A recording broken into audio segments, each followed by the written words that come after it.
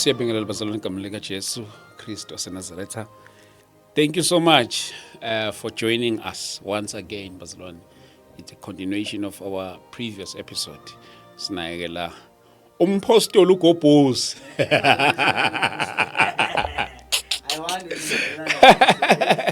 Sinompostoli Kohliwe ukuthi uphume eThekwini, hey. or sinomprofeti. Hayi. Sinomprofeti uGobhozi. Sinayela namhlanje. Mzweni ngamlalela. Yes, so bazalwane, yeah, it's a continuation of our previous episode. I believe you did enjoy that one. So, and if you have question, feel free also to drop them here. Khululeka nje bazalwane. Ma ukuthi akhona bamaningi ul arrange futhi shuthi sogcina sigcina kuplus sigcina khona. Kodwa nje ma if they keep coming, khululekani. And futhi gazi yazi ngiyafisa ukuthi one day Yeah. ke sikisize lapha eGoli. Yeah. Ke sizohlangana Yeah. mhlambe lezi ingxoxo ke sizenze Yeah. bekhona nabazalwane. Yeah, bazobuza. Bazoyibuzela. Yeah. Yes. Engage nje Yeah. in contact. Yeah. Ngicabanga ukuthi kuyoba kuhle kakhulu lokho ke. But ke inkosi izosilekelela sikwenze lokho lapha eGoli. Maybe we can arrange with maybe one of the hotels or churches khona la eGoli. Ke sihlale nje ke sibe nayo. Thiwani ngesizulu thiwani isithangami. Isithangami. Ke sibe nesithangami. Yeah. Khona la ke sikhulume isithangami seBhayibheli. Yeah. Sikhulume ngazo lezi zinto lezi. Hey, mntaka Gobhozi, Yes sir. asingene straight. Yeah. Umhla ka 24 kuthiwa siyahamba. Manje. 24 September khona ozene sibonakalisa ke ngisho njalo sibonakaliswa Ubani lo mhlamba alubiza igama lakhe. uJoshua. I think uJoshua umuntu ofike nalento. Wakuphi wase Ukuthanga. sounds like Nigerian somehow. Yeah, sort of. Hey, And distraction then, ivela khona le in West Africa, hey. yeah, basibe waningi abam-endozayo ke njengo Enigma nobani manje bahlukahlukene beyi-endoza ke hayi ba-confirm impela ukuthi hayi no shuthi impela umhla ka 24 So abazalwane bayakholelwa kuleyo nto leyo. kakhulu. You know, yazi ukuthi umlando uma ungawazi you fail for the same trap because lento ayiqala ukwenzeka. It has happened a lot in history, especially in as far as the history of Christendom is concerned. But I want to start nge prediction eyenziwa uMiller. Wathi ngo-October 22, 1844. uJesu uzobuya. Ila khona kwakhona the cornerstone of the church Adventist church ulokhuzana umama lo Ellen White. They were part of that Millerite movement. Though bonake they did not predict, but they are one of the people that believed Millerite Miller prediction. Of which why uthisha wami alukho usuku olungafiki. Yabo laba abakhuluma nge-24 September mina ngisho kanje ngithi they must be called to account. Baningi abantu abazenzayo lezi zinto lezi bese benga account. Baningi abantu abakhuluma beqamba amanga ngomoya engcwele benga account. I know a lot of people abakhuluma ngomoya engcwele uthe into maye ngasafezeki bese you know once you put the Lord on the line the church should put you to account. And ngibeka lelo khwelo lelo in the whole church as they are listening to me. Bonke lonke le gang enzala because nayo Miller he gave the prediction is cut less service to a great disappointment. Watchtower now this did the same thing, right? Ngolokuzana ngo 1925. It was a failed prophecy, right? Bible Society 1988 kwathiwa ngo-11 September uJesu uzobuya wabhala wathini wabhala incwadi ethi wathini 13 reasons why Jesus is going to come back.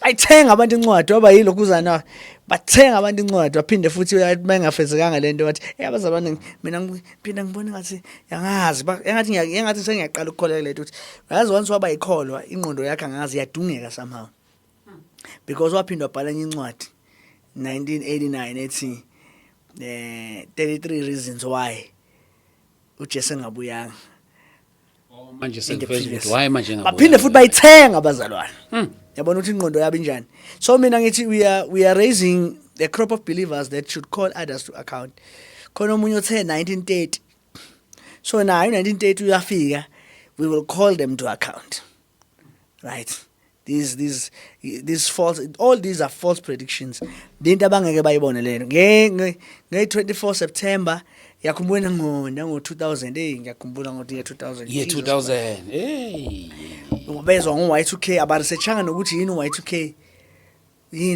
kanti it was a change of IT system right in the computers wathi uJesu uyabuya yakhumbula abanye bedayisa imizi ama investments abo bewakhipha bewadla hey bakithi buhlungu lento so in other words lento ka 24 September ungasho ukuthi into engekho ya amabunga inganekwane ucabha iyane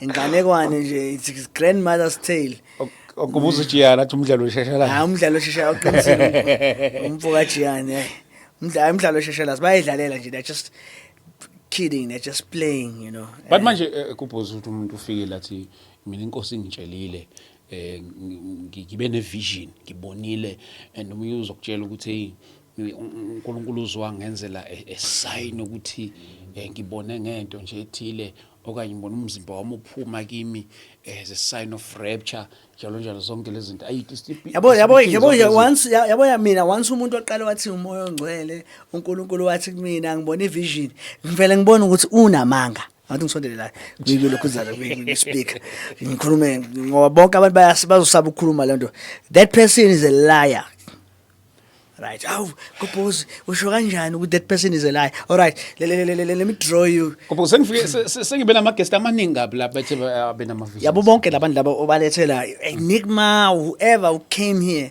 those are simply prophet liars right all of those guys are prophet liars I mean look at umuntu ofana no Paul yeah right in 1 Corinthians 12 right uthi I know a man 14 years ago caught up in that heaven and it was spoken to him things that it was unlawful for a man to utter. Understand this, Paul was an apostle to the Gentiles. Right, but when he was caught up in the third heaven kukhona izinto angavunyelwanga ukuthi azikhulume. You know why? Because they went to be canonized. Sure. That is why lama guests akahlala ephikisana because baqamba bonke amanga ayikho lento abayikhulumayo. Yabo.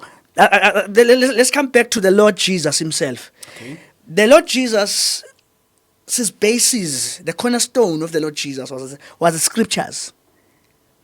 Let me make a simple example. Jesus has an epiphany, an experience where he is baptized by John. You know, the Holy Spirit descends as a dove. And God says, this is my beloved son in whom I am well pleased. Right? And after just that experience, formidable experience, uyahamba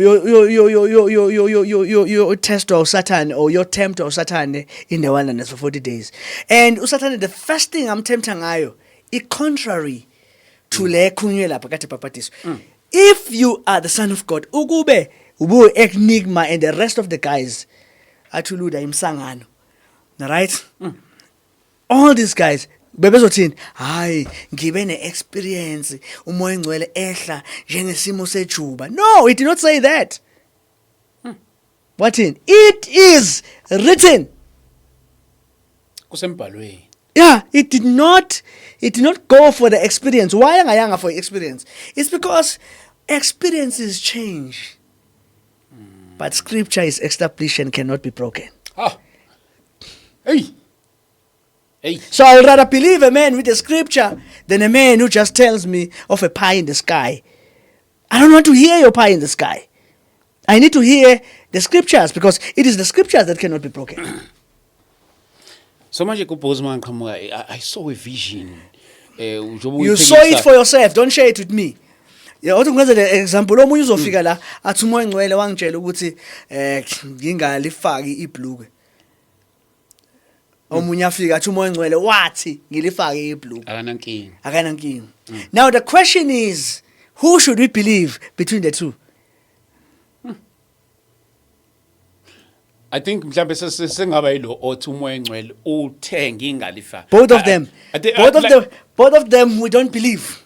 No, angithi lona ukhuluma ngokwe-personal experience. Umoya ngcwele akezelanga for individuals. Nayo enye into esiyimisayo. The Holy Spirit did not come for Gobhozi. Kade ngikhuluma ngephiwe kamoya in one of my lives. Sikhuluma ngendaba ye-gift of tongues. I-problem yethu, we don't understand the purpose of it. uNkulunkulu njengoba sibizwa ngumzimba kaKristu, there should be no part a stirring than the other. The reason the Holy Spirit came to glorify Christ. And in the glorification of Christ, the whole body, all the ligaments of the body are stirring. So lento le ukuthi umoya ngcwele ithi kahle kahle esikhathini esiningi ayilethi iglory kuChrist, ilethi glory to the individual that says umoya ngcwele uthi.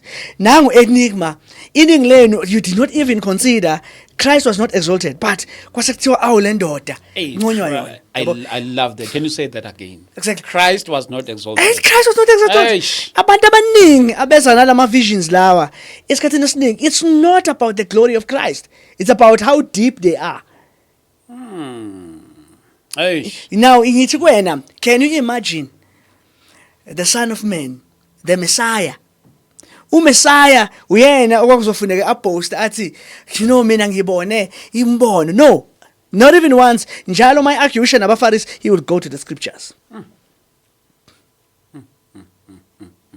No, Paul njengoba engavunyelwa ukukhulunywa ukuthi ayikhulume lezi zinto, because they were not on the basis of the text.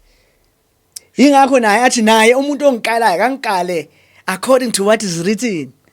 So wonke umuntu simfaka kwi-scale of what is written, not on what ipha in the sky. Yilento kade ngisho ukuthi omunye uthi umoya ngcwele ibhluke angalifaki, omunye uthi ngilifaki. Sikujaja kanjani? So umoya ngcwele uhlukene. Sure. Because it's by one spirit. 1 Corinthians chapter number 12 verse number 13. You have been baptized into one body. Umoya ngcwele fanele akhuluma into eyodwa. Hayi ukuthi akhuluma izinto ezihlukene. Yiloko kusitshengisa kona ukuthi yamampunge nje abantu abazama ukukhanda into zabo because it should drive igroup ethile ezongilandela ekuthiwa uGobhozi uDeep. Even if umoya ngcwele ukhuluma into ethile, uma ekhulumile, I keep it to myself. It's mine, not for the church. It's not for the public. Oh. So bengithi ufuna ukuya lapho ukuthi let's say mhlawumbe eyikhuluma ingcele ukuthi ayazini. Sho umoya ngcele ngakathi, hayi lesi skipper Dlamini ungabusasifaka. Keep it to yourself. It's mine. Yeah. Don't come to us, don't tell us whatever, La sifuna sifike khona i-basis yethu, i-article yethu where we find our stands and fall is in the scriptures. Now if uthi character yakho ne-conduct yakho scrutinize ngama scriptures. Ukuthi uyaqualify yini ukuthi ungaba i-bishop, pastor, and lokhuzana and the elder. Gobhozi mhlamba ke singene na kule indaba ye rapture. Bazalwane should khulekani mhla ka24 there will be no rapture. Khulekani yekana ama investment wenu abasana imoto abayikhokhelayo abangayibuyiseli abakhokhela imoto abanama bond qhubekani khokhela ama account abafuna ukushada abashade. We need families. Yeah, we need families. Khulekani bazalwane, khulekani. People should get married. Yeah, so if you have innovation, we need that innovation, right? Yeah. Don't sit with that innovation only in the rapture. We need that songwriting. We need that creativity. Podcast. For the glory of God. Continue evangelizing in the street, young men. But i-rapture yona what izokwenzeka? No, i-rapture. Asikhulume ke. Mhlambe ke siyeke lama predictions of dates. I-rapture is based yabona nje abantu ukubona ukuthi abantu abashumayela nge-rapture ba fanatic bonke because le doctrine yavela nge-fanatism. It's not a biblical doctrine. Yeza ngephupho nayo. I-rapture isi-biblical. It's not biblical. Rapture yafika ngephupho lentombazanyana yase Liverpool ogama layo Margaret MacDonald. Oh, ngiyakhumbula umention iqaleni, yes. Yeah, she kwakunelokhuzana kwakuna awakening, so called awakening khona. Ama Plymouth Saints acela uJohn Nelson Darby ukuthi ayo check ukuthi kwenzakalani lapha. Wahlala nalengane le yaxoxa iphupho layo abazalwane belokhuzana bephupha. Kukhona imovie ekuthiwa Left Behind. I don't know where wayibuka yini. Ka Kick Cameroon. No. Right. Sayibonga inkosi ukuthi uKick Cameroon wagcina ecorrectile lento. Yeah, rapture wathi nje no akasakholelwa kuyo. You know, and Left Behind should be left behind. Right? Left behind should be left behind because rapture then uNelson Darby waqala wakhanda iBhayibheli lakhe wafundisa istudents sakhe sokuqala uSi Scofield. uSi Scofield waqala ilokhuzana the Bible study or study Bible, right? Ayinama annotations bafaka leli gama lithi rapture lesi Latin. Well, uThessalonians chapter number 4 has nothing to do with rapture. Right? Okay. Has to do with resurrection. Yazi ukuthi rapture kwangakholelwa kuye ebandleni since until kufika le nto yama Plymouth Saint aselokuzaneni ase Liverpool. Okay. Yeah. Rapture is it's a fallacy. Into engekho. Amampunga. Hey, Doctrine yamakwa. Hey, mjeko lapho. Doctrine yamakwa. Abantu abangafuni. Yes. Hey, what that? But it's fine. Awuyilokuzana ngoba ngifuna ukukisa nakule second coming. Is it the same thing? Rapture and the second coming? No, the second coming is past. But and I don't want to use the word second coming because now nje igama elimisnomer ngilisebenzisa ngoba abantu abaningi balisebenzisa. It's a misnomer but I'll use it. Second coming is past. The second coming siyenzeka? Yeah. Kanjani Nkosi manje? Second coming happened. uJesu promised abapostoli ukuthi uzobuya masungenise intweni eziningi. Cha. Bengayiqedi le rapture. Okay, no, it's fine. No. Yazini. It's fine. Asiyiqede le rapture. Ngoba phela manje yabona ukuthi mina ngizosengiyise somewhere ngoba ngiyafuna ukuthi siye nakuyona. Ngiyafuna ukuya le very interesting. Asiyiqede le rapture. Okay. Ngoba phela mashumela phela la sithi akekho wazi usuku nehora Right, okay, sizobuya le. But lapha lento le abathi rapture bayithatha lapha kulokhuzana. Bayithatha lapha na Thessalonians chapter number 4, right? And nakhona la Paul is encouraging believers base Thessalonica. These believers ba nervous because balinde promise of the return of Christ. It is something that is very real to them. Githina ayikho real indaba yokubuya kwenkosi as real as these people. Ngizokutshela but I prove to you it's more real because these people were under persecutions, bro. Immense persecutions, losing properties, their lives being wrecked. You know, I can imagine manje mangabavusa ubatshela ukuthi khona second coming ezo what they will be amazed ukuthi because kubona verse 9 of 2 Thessalonians I return of Christ yayisho kubona I liberty and vengeance to them that were persecuting them. Yabo. So yayi more real to them. Wena uhle lapha we keyboard warrior ekhanga ukuthi Jesus get ready for the return of Christ. Usaya esikolweni get ready for the return of Christ. Yayibona ndo le. And number 2 bayilindele the return of Christ and they are told ukuthi uJesu uzobuya during their lifetime. And abathandwa babo they are dying. Right? And so now they are really concerned ukuthi kusho ukuthi sebeyimisile the coming of Christ. And then Paul says verse number 13, but I would not have you to be ignorant, brethren, concerning them that fall asleep, that you may not sorrow, even as others which have no hope. Yabo, Paul ubaqala lapho ukuthi hayi, ngithanda ukuthi ningazi nabalalayo. Yes. Right, ukuze ningakhali njengabantu abangenathemba. Besathi, for we believe that Jesus died and rose again, even so them that which are asleep in Christ. He will bring with him. So yabatshela ukuthi no ningawarishe ngaleyo nto le. For this we say unto you by the word of the Lord. Right, sintshela hayi ngoba kumcabango wethu. It's the word of the Lord.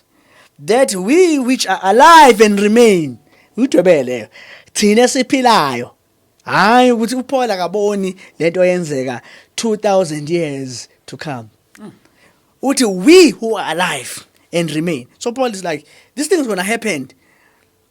Right? That we which are alive and remain unto the coming of the Lord shall not prevent them that are asleep. Uma kungukuthi wena uthi Paul miss this, yayizofezeka isizukulwaneni, let alone ezu 2000 plus years. Yo. Hayi umbuso Paul unamanga. He's a liar. How many things that he has lied about?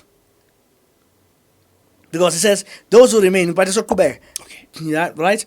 Then he says, we are Kubeka laphan. Uti, we those who are alive until they remain shall not prevent them that are for asleep. For the Lord himself will descend from heaven with a shout, with the voice of the archangel, and with the voice of the trumpet, and the dead in Christ shall be raised first.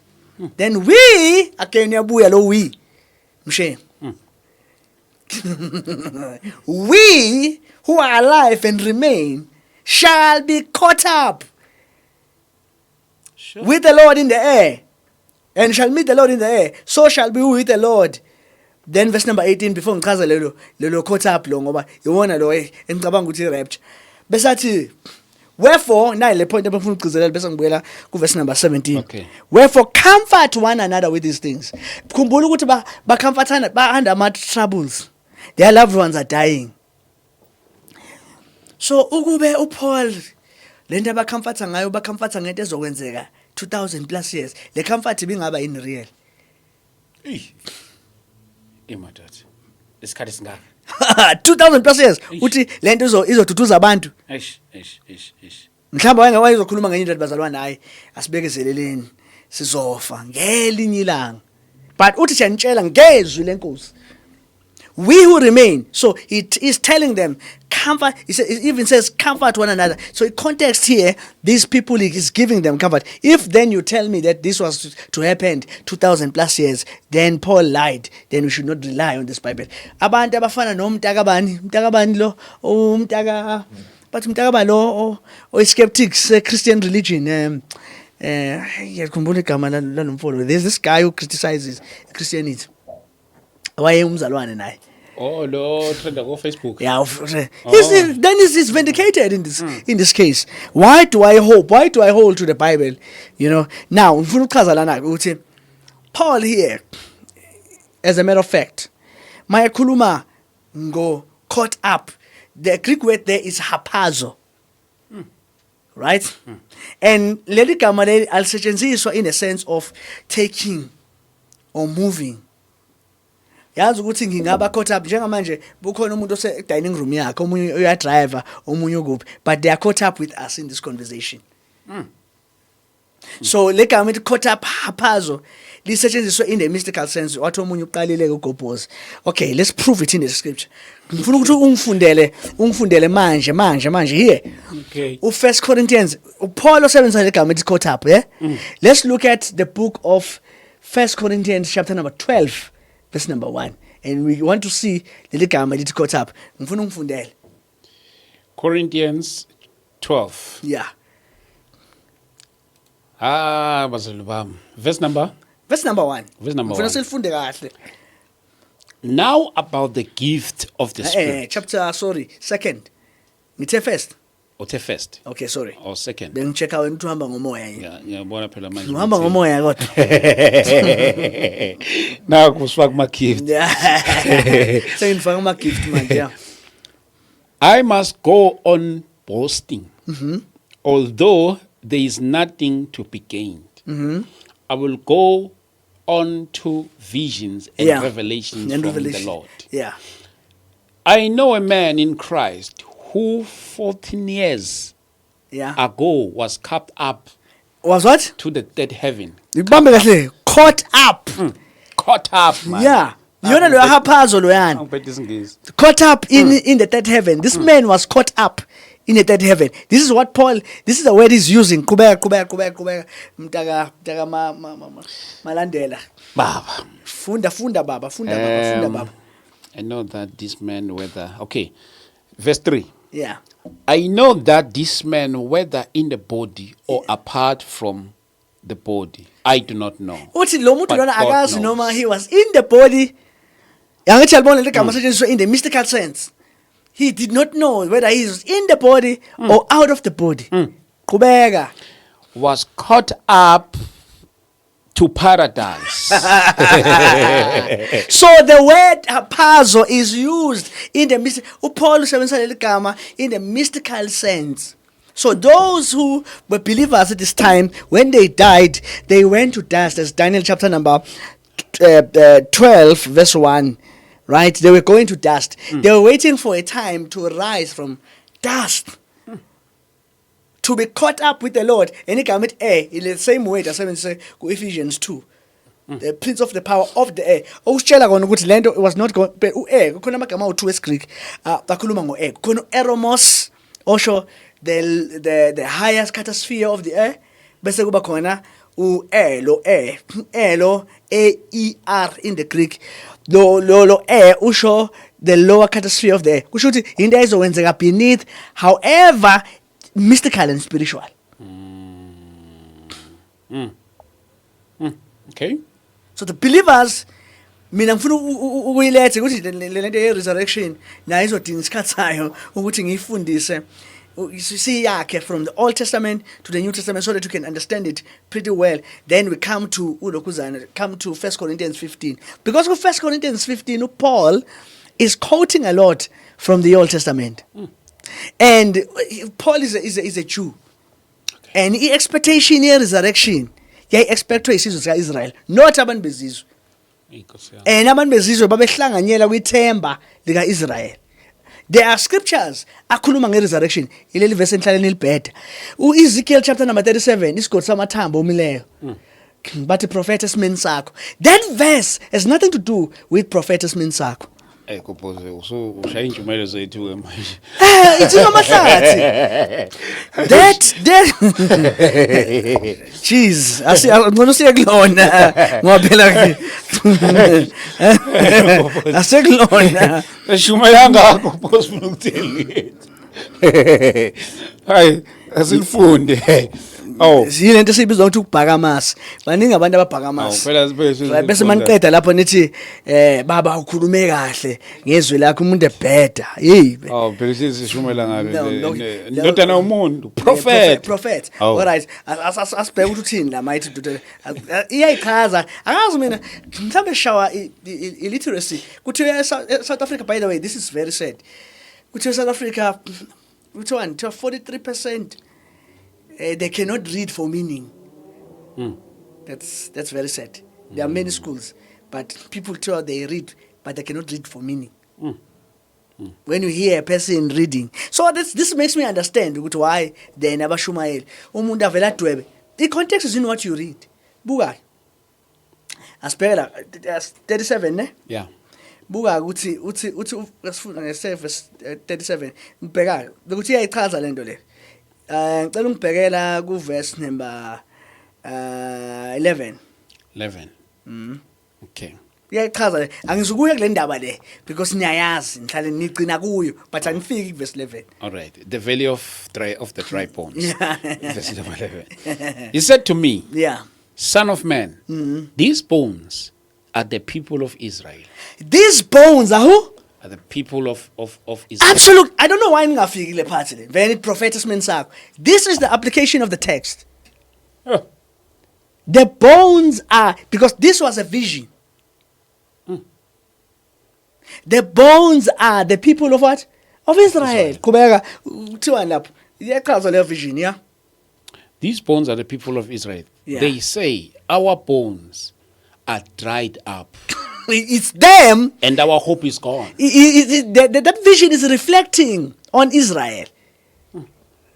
They say our hope, because their bones are representing their hope. Why is their hope gone? Well, they were in the promised land. They sinned against Adonai. And then it took them out. And this is very important in the Bible literature. Because this is a Hebrewic expression for you to understand. Them being in the land of Israel, in Palestine, Zechariah chapter number 2 verse 14 calls it the Holy Land. It's the only writer that calls it the Holy Land. So when they were there, they called it the land of the living. Okay. Right? So when they were in that land of Israel, they thought they were in the land of the living. 8 times in the book of Psalms, this land is referred as the land of the living. So you shall live and not die and see God's goodness in the land of the living. He is referring to the land of Israel, where the temple was at the rock of the dome, right? The very center, the portal between heaven and earth. Israel knew 8 Sabbaths, the feasts. Leviticus chapter number 23. It's times when they will pilgrimage and come, because Jerusalem in the highest. You could look it up. Okay. In Mount Zion, and all of them will rise to it. Psalms of ascent. These were psalms that were saying when the people of Israel were rising to the temple. Yeah. Right? This is very important. So, Israeli mabedingiswa besuswa kulelizwe. Izizwe lezi engasizoneka Israel, engasizona ingxenye yesithembiso, zayithithwa njengamathuna. So it meant that they were dead. Yingakho phela no Daniel ngenkathi seBabylon mayethandaza wenze njani? Uvula amafastela towards Jerusalem. The land of the living there. But phela ngithi okay, it's fine. Qhubeka ufunde la. Okay, it's fine. Ngizobuya sobuya lapha. Okay. Qhubeka lapha. Besafuna ukuthini ufuna uvikela lelihlathi leli uvikela lelihlathi le prophet Simenza kungabusalivikela ngingamphinde ngishumayele ningabhaka masi. Therefore prophesy and say to them, this is what the sovereign Lord says. My people, I'm going to open your grave and bring you up from them. I will bring you back to the land of Israel. You see? Amathunabo ilamazwe laba sebescattered kuwona. So he says he will bring them back to the land of Israel.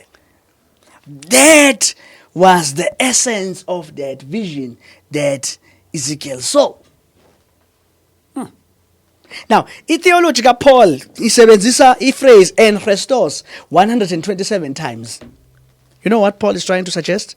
He's trying to suggest that Christ is the land in whom the promises of God are fulfilled. Into eyenza ukuthi Paul azasafari kangaka, especially persecutwe abaJuda bakubo. Yabona nje mayethi all promises of God in Christ, they are yes, and in him they are amen.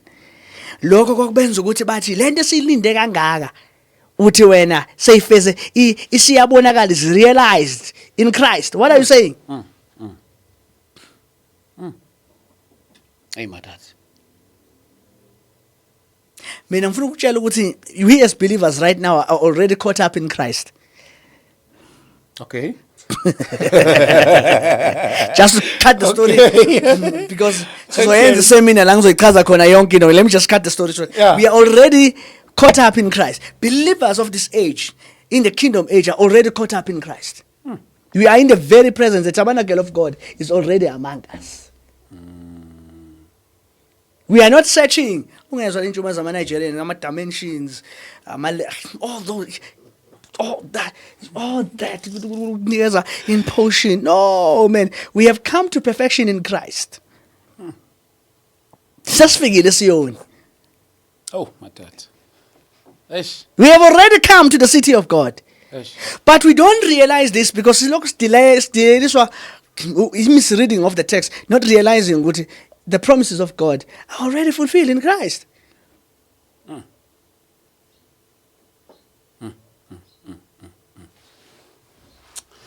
Mina ngifuna ukunderstand ukuthi ngilibheda kanjani ivesi mangisho kanje phela ngithi ngiyalifunda ivesi and then bese ngenza i-application. uyenze yazi kufana nani lento ifana nokuthi court for instance angeke uthathe i-constitution uyisebenzise uyi-misapplicate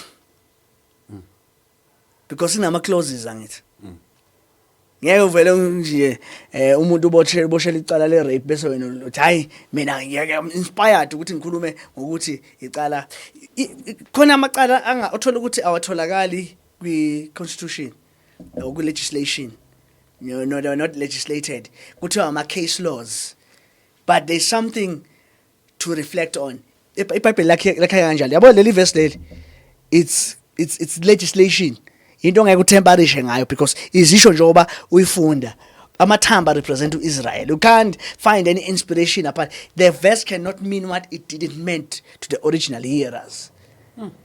Yabo alisho into wena usukhulu uyalirape washo njalo umkhulu wami wathi sona esikhulu abashumayela wayengibelesela ngibona ukuthi angeke understand lento athi mfana wami ngizoyisho lento ukuthi lento izwele kuwena. And I thank God for this old man. He used to say to me it's on a school ubaba Thelezi was a Christian faith.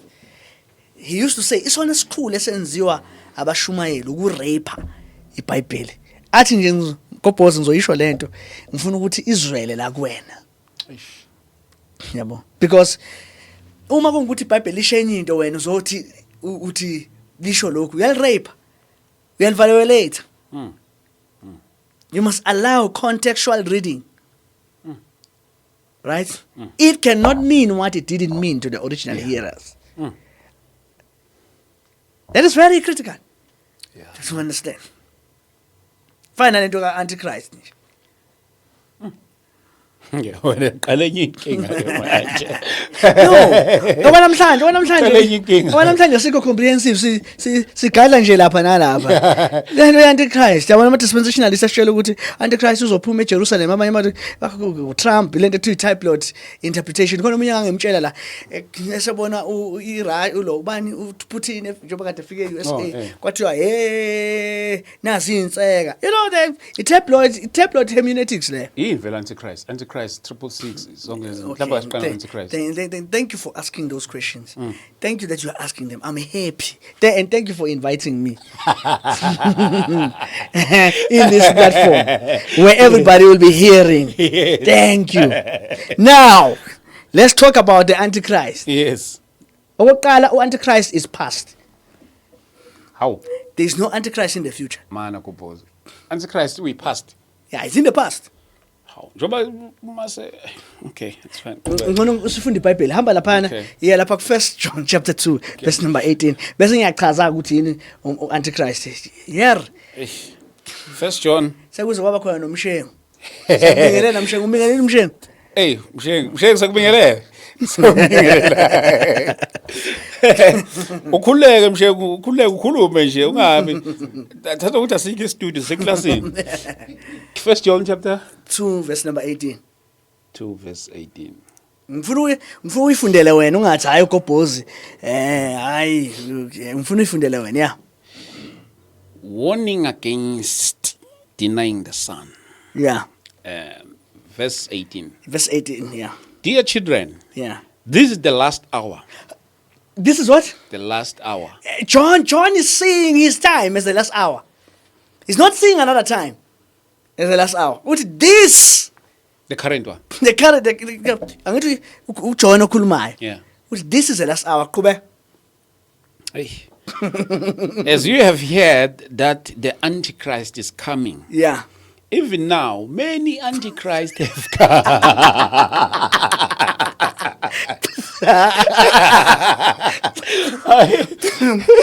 What's in it? Even now, many Antichrists what? Many Antichrists have come. Have come? Yeah. Yeah. Where are they coming from? Are they coming from the political? Are they coming from the political fraternity arena? Read. Yeah. This is how we know it is the last hour. This is how we know it is the last hour. So, akasekho omunye ozayo. Funda. Okay. Okay. Chapter 2 verse 18. So, why safunde salapha? Asikaqedi lapha. Salapha ku chapter 2 18 Usuku 19. No, bekuseso 18 nje Oh wonke. yeah, okay. Yeah. And Hayi, this is how we phelile- know. phelile 18. Hayibo. U218 phelile. Yeah, It is impossible. Ufunda iphi iyo kuza? NIV. Imaka ke ngiye. Verse 19, yeah, verse 19. Oh, now verse 19. Yeah. Okay. Kusho Now ngishange inhliziyo. they went out from us. Where did the Antichrist come from? From us. Yeah, not from the world. The Antichrist was from the church.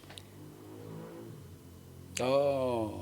Okusho ukuthi the Antichrist uyophuma kithi. Hayi uthi uyophuma kithi. Uthi they went past tense. Oh, it's a past tense. Read Okay. there. You are reading there now. Yabona ukuthi yona into esikhulumayo. You read. Read there. Cishe kanitshumayelo. Yeah, angi manje ujahele application manje. Cishe ashaya application manje. Akubazalwane. They went out from us. But Akasho ukuthi they will come.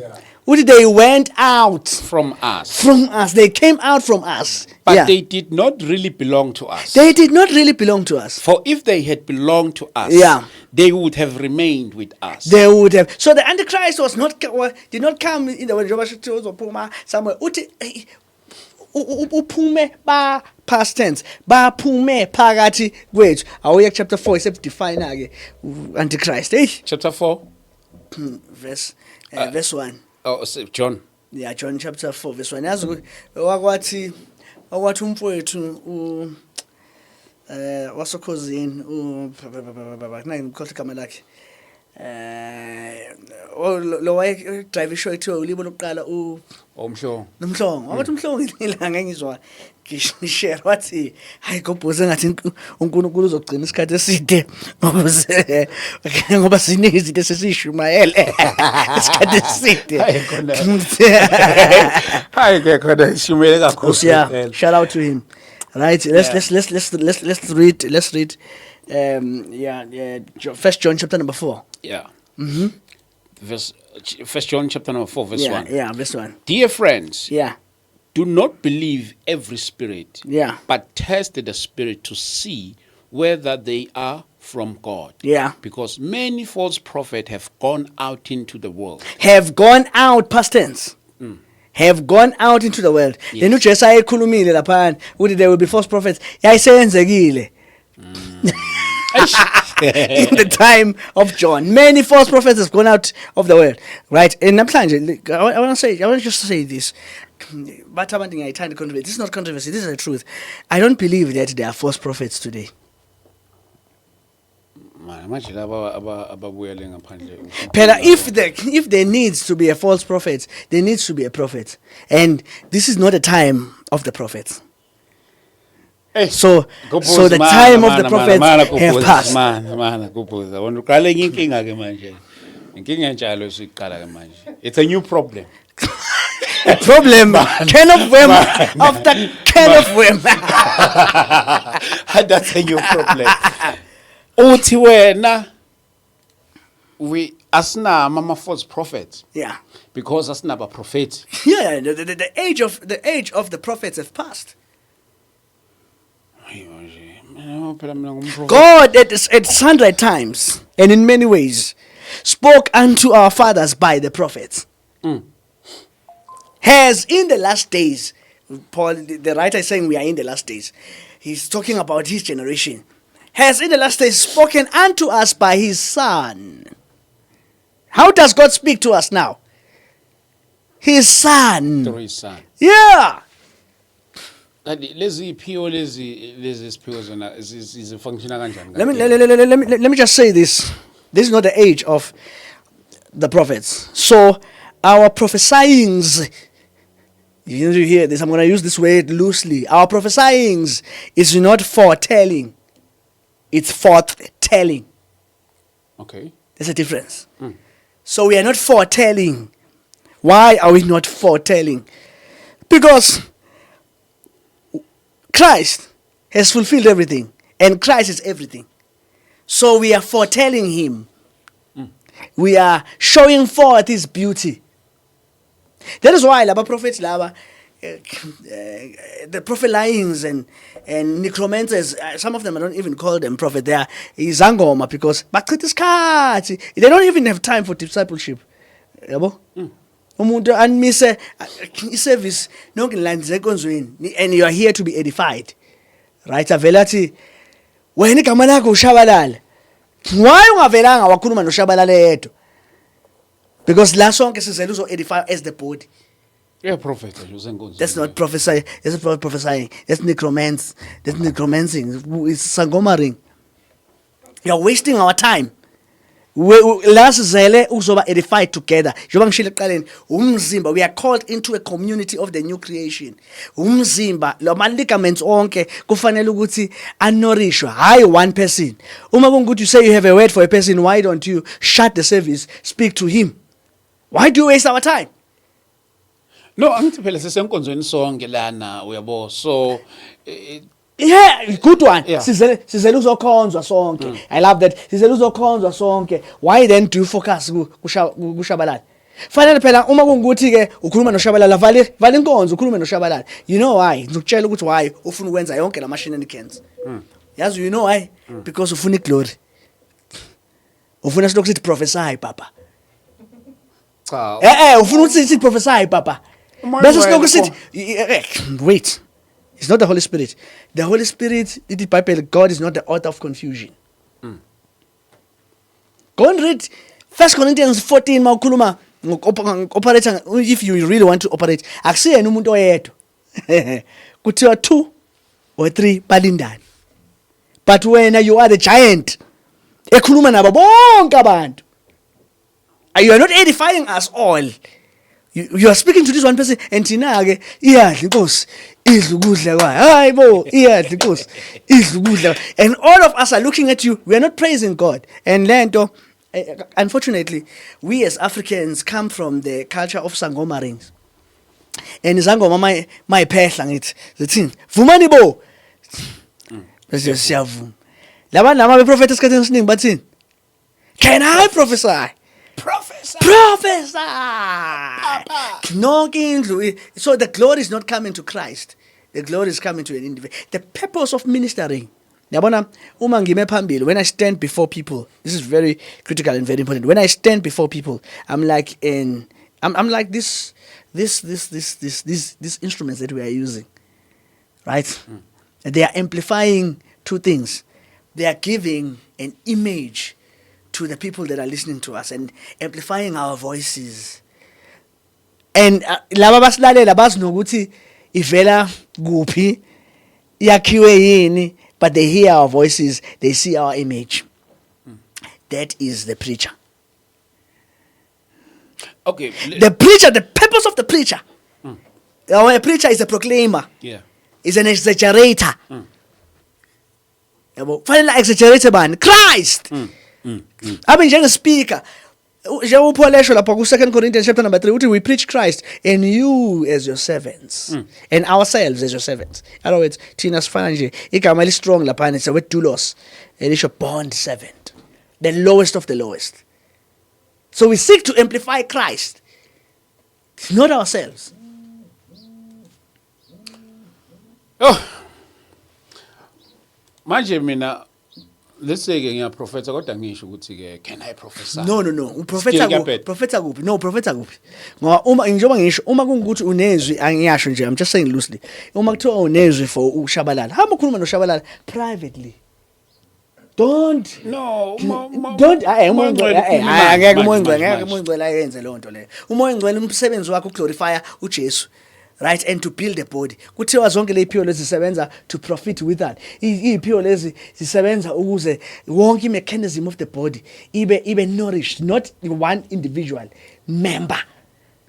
Inkinga yethu sinale mqondo lo wokuba we-West ye-individualism.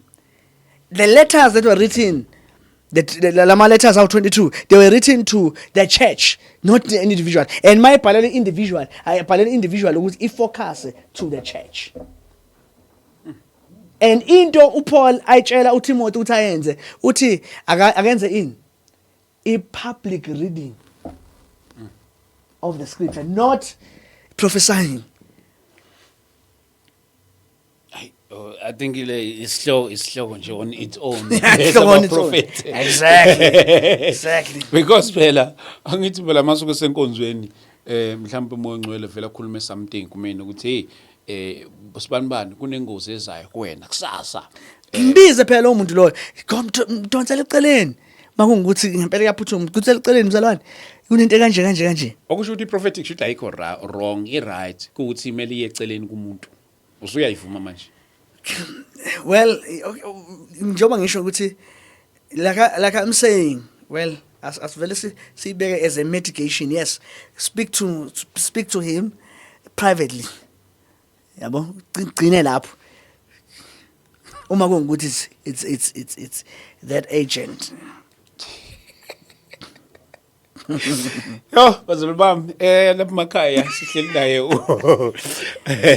umntaka And let's do ifike late, yes. Mawucheka nje thina esivela from when I am from the Pentecostal church. nabushayilini. I'm a third generation preacher. And I can tell you ukuthi lento siyazi ngama ministries. Futhi hayi ngama ministries, even the ministries. Lento isuka le eWest Africa. Le ama prophet. Yonke lento besingayazi. Aye, then you guys were sold out to it, and now it's a norm. Umuntu wenza lento lena, it's like it's a normal thing. It's sad. Yabo nje mawusabuyela back to our churches. The reading of the scripture is very important. Yabo, isabaleke ngale ndlela. It takes precedence above everything. Yabo, but mafika these Western charismatics, then people are buying to it and they call it the prophetic. Ngiyazi ukuthi bazongizonda anyway. Ngicela ukubuyisela kancane ngiyazi ukuthi mhlawumbe you might have something to say like now. But ingqondo yami ngibuyisela kancane kule nto ka 666. Yeah. Leyo ukuthi sizoba nama signs la ikhona lonto le Sign group. la esiphongweni. Angekwazi ukuthenga. You are talking about Revelation chapter number 13. The mark of the beast. Okay. Do you know ukuthi now ngizokwenza kancane nje textual criticism. Angithi ngikhuluma nama manuscript masaqala ngithi. Yeah. But there are various manuscripts. There are about 5,868 manuscripts of the Bible. Then bese kuba khona amanye between the divisions of all of them. Kukhona iPeshita, sakhuluma ngeVaticanus, sakhuluma ngeAlexandrian. And then esikhathini esiningi ama Peshitic manuscripts awasebenzisa u666 asebenzisa u616. Oh. So uzoba nenkinga if you're going to use it's Hebrew, and Hebrew teachers will concur with me. Those who are teaching Hebrew, but really teaching numbers are called Gematria, right? Because numbers are not just numbers; they symbolize something. And there is a case for 616 and 666. And that number is a number of Claudius Demetrius Nero. And mawucheka kwi-Hebrew Gematria nihlanganisa ne-Greek, inamba ephumayo is 666. Now mayikhuluma ngokuthi there will be sithola ngifundisa enye into. Incwadi yesambulo i-structured njengencwadi kaHezekiel. Okay. Bese kuqhubeka kuma visions kaDaniel no Zechariah. A person that could understand the book of Revelations is a person who is well versed in the Old Testament. For instance, makhulunywa nge-sealing on the forehead. Akhulunywa nge-literal sealing. Go and read Ezekiel chapter number 9.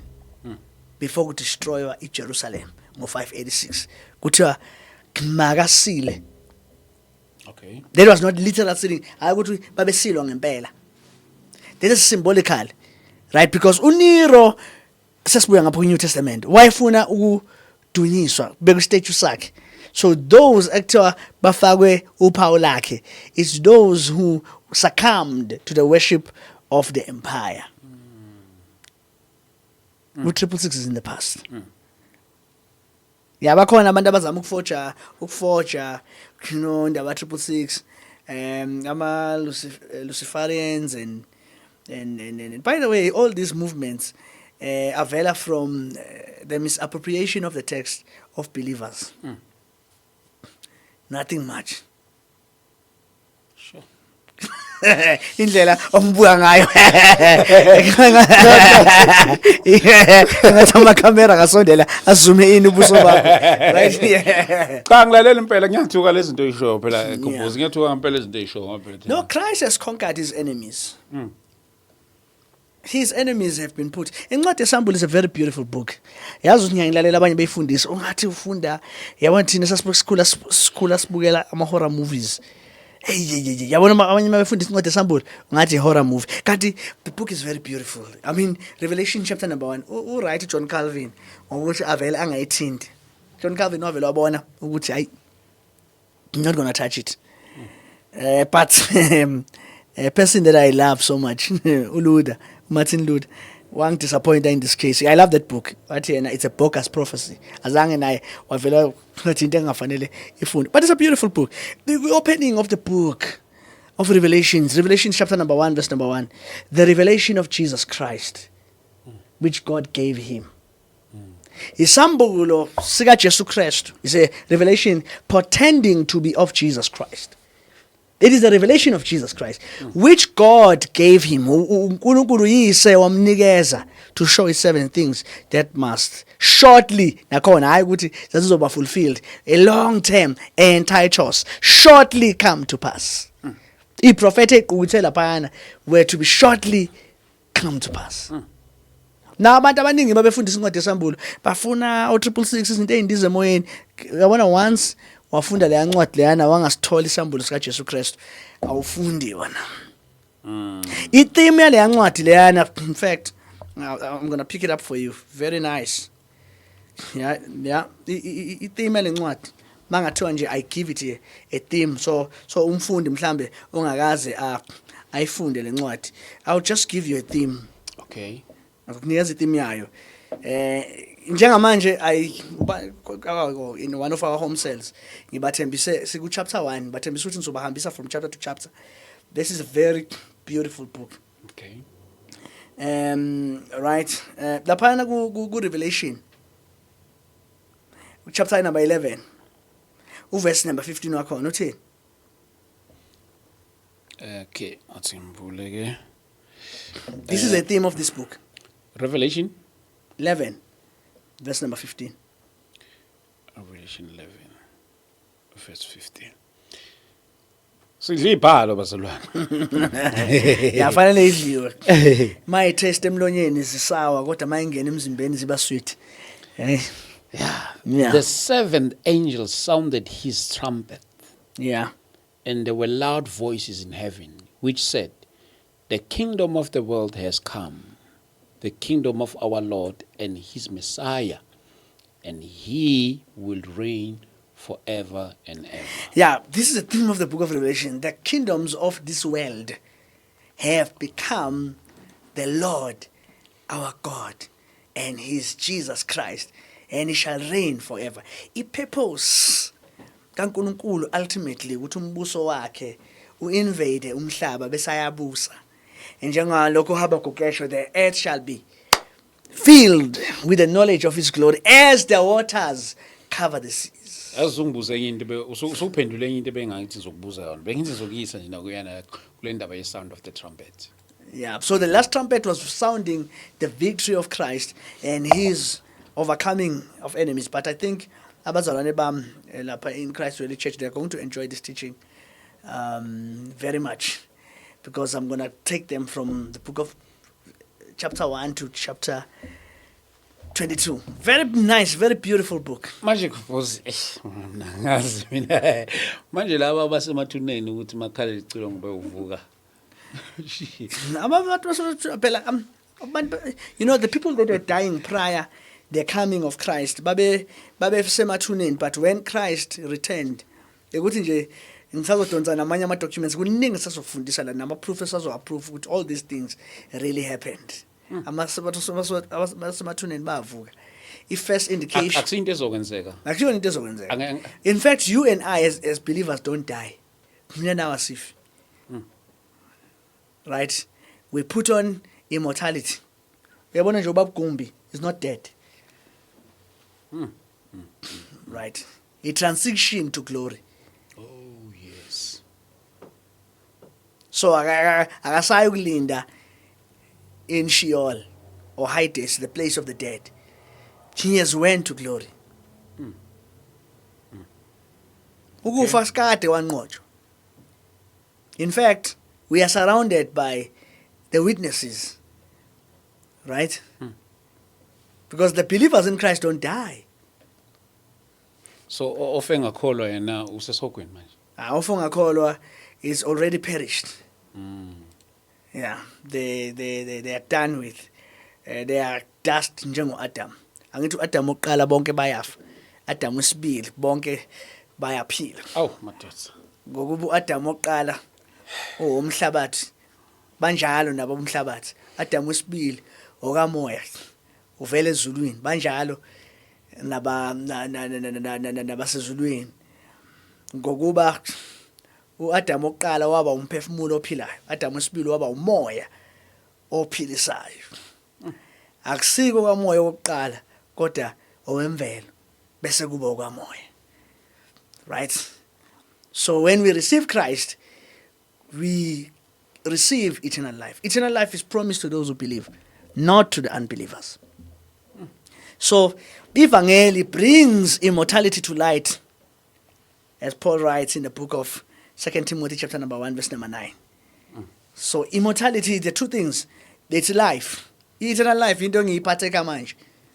And this is eternal life, that they may know you true living God and Jesus Christ whom you have sent. uNkulunkulu simazi face to face.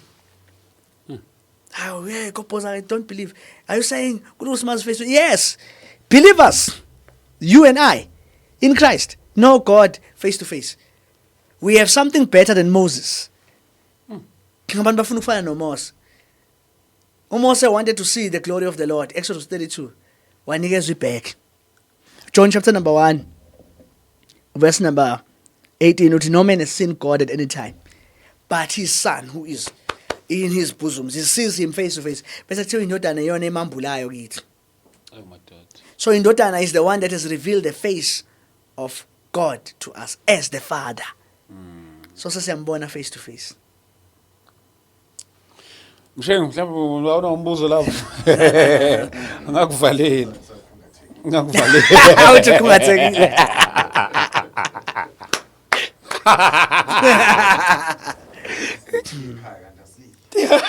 No, ekhaya lifikile kithi. Ikhaya lifike kithi. Yeah. You know, let me tell you something. You see, in the statement, this is a very important statement. Redemption is not about us coming to God. Okay. Right? Because really it is impossible for us to come to Him. Redemption is about God coming to us, to our lowest condescending point. Ufika kithi. The Word became flesh and dwelt among us. The Word dwelt, there is skeneo. So Him coming to us. The tabernacle of God is among men. He shall be their God and they shall be His people. So salvation, for instance, kinalenye verse esifunda wrong. John chapter number 14 verse number 1. Inhlizweni mangakhathaze ekholwane uNkulunkulu nikhona naye mina ekhaya lika baba kunezinto eziningi. Uma benganjalo bengiyakuntshela, ngiyawulungiselela indawo ukuze la ngikhona nani nibe khona. Right. The context is in what you read. Abanye bacabanga ukuthi uJesu ukhuluma ngezulu, uJesu akhuluma ngezulu. Asibheke futhi leli verse. Hayi silibheke. The context again is dictated by what you read. Ake sifunde ukuthi uthini. Mawusuya lapha na ku verse, awungifundela from verse number 15. Bani? John chapter 14 ngiqala ufunda verse number 15. John 14. Noma awufuna umshengi ngasifundele ngoba usukathele noma Hayi, Usazofunda? uzosuka engazwakali kahle kude Alright, nemike. okay, asifundele Bishop ngiyagcoba namhlanje ngibiza ngoBishop. Come on now. Yeah. Jesus promised the Holy Spirit. Yeah. If you love me, keep my commands. Mm-hmm. 16. And I will ask the Father, and he will give you another advocate to help you and be with you forever. The Spirit of truth, the world cannot accept him because it neither sees him nor knows him. Yeah. But you know him, for he lives with you, will be in you. Qhubeka. I will not leave you as orphans. I will come to you. Yeah. Before long, the world will not see me anymore, Yeah. but you will see me. Yeah. Because I live, you also will live. Qhubeka. On that day, you will realize that I am in my Father, Yep. and you are in me. Yep. I am in you. Yep. Whoever has my command, Yep. keep them, Yeah. is the one who loves me. Yeah. The one who loves me will be loved by my Father. Yeah. And I too will love them Yeah. and show myself to them. Yeah. Qhubeka. The Judah, And I will then show. Judas, Yeah. not Judas Iscariot in bracket, said, but Lord, why do you intend to show yourself to us and not to the world? Yeah. Jesus replied, anyone who loves me will obey my teaching. My Father will love them, and we will come to them and make our home with them. Ekhaya likababa kunezindleni, we will make our home with them. So that is what you are saying altogether. The home is with God. God's home is with his people.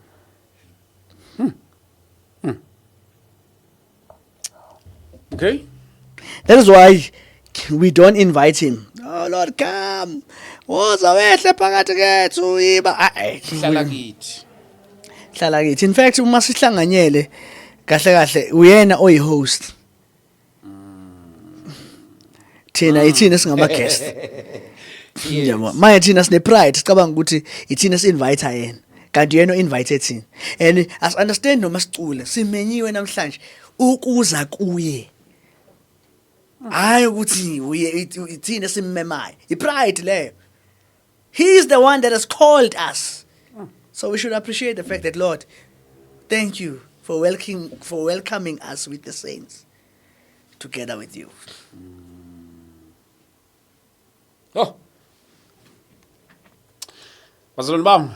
Yeah, sinaye ubaba uGobhozi. La namhlanje. Indoda enobuchopho. La namhlanje. Usho njalo khuluma awude angazi nokuthi unobuchopho. indaba zombuso egameni lika Jesu Kristu waseNazaretha. Yazi ukuthi Gobhozi, I still have more topics on, maybe I don't know when. Ngizothanda ukuthi amanye siwathinte awo. All right. The royal priesthood. Oh man. Ungangisukele. Jeez. Yeah. The royal priesthood Yeah. ka Christ. Yeah. Christology. Yeah. And number 2, the Holy Spirit. Oh man. Those are the beautiful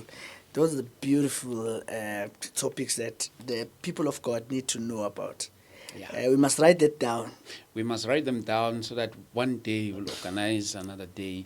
Sikhulume ngazo lezo sihloko. The last one osipaze ngayo. But ke inkosi yesenzile umuzi. Ibuya kaJesu. Yeah, no, so Leo ukuyofuneka ukuthi sibe nesikhathi sibe nemhlambe I think we should just have, normally when I want to do justice, because you know in this sinazo sincane, when I want to do justice, I did justice at Ethekwini one time. I did do a conference where I just dedicated it for 2 days. I think we should do the same thing even here. Just teach it. Awufuna ukubuza buze. Even nalabo abaphikayo, we welcome them. If we see abathanda laba abaphikisayo, they must come. You know, all the scholars, and a dispensationalist, idealist, what you'll not, whatever, theology view, bring it, and then we can sit down and talk, look at the scripture. Yeah. Okay, bazalwane bam, siyabuya no part 2, part 3 of this conversation, but I believe ukuthi kukhona enikubambile lapho bazalwane bam. On the next one, make sure that you bring a pen and paper. I believe if there is anything that you feel ukuthi uzoyithanda, make sure that you note it down. Egameni lika Jesu Kristu waseNazaretha. For now, asiyibambela nje. In Jesus' name, amen.